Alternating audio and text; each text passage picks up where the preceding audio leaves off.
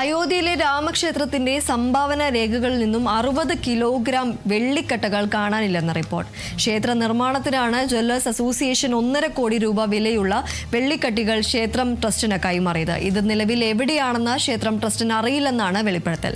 കഴിഞ്ഞ 6 ദിവസമായി പ്രത്യേക അന്വേഷണ സംഘം ഈ വെള്ളിക്കട്ടയുടെ ഇപ്പോഴത്തെ അവസ്ഥയെക്കുറിച്ചും അനുബന്ധ രേഖകളെക്കുറിച്ചും അന്വേഷണം നടത്തി വരികയാണെങ്കിലും ഇവ എവിടെയാണെന്നതിനെക്കുറിച്ച് എന്ത് സംഭവിച്ചു എന്നതിനെക്കുറിച്ചോ വ്യക്തമായ വിവരങ്ങളൊന്നും കണ്ടെത്താൻ ഇതുവരെ കഴിഞ്ഞിട്ടില്ല.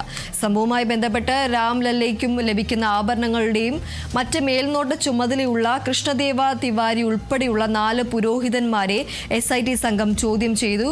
വെള്ളിക്കട്ടികൾ ക്ഷേത്രത്തിന് നൽകിയതിന്റെ രേഖ തന്റെ പക്കലുണ്ടെന്ന് ജ്വല്ലേഴ്സ് അസോസിയേഷൻ ഭാരവാഹി അനുരാഗ് രസ്തോഗി വെളിപ്പെടുത്തി. ക്ഷേത്ര ശിലാസ്ഥാപനവുമായി ബന്ധപ്പെട്ട പൂജകളിലോ തുടർന്ന് നിർമ്മാണ ഘട്ടത്തിലോ ഈ വെള്ളിക്കട്ടി ഉപയോഗിച്ചിട്ടില്ല എന്ന് രസ്തോഗി പറഞ്ഞു.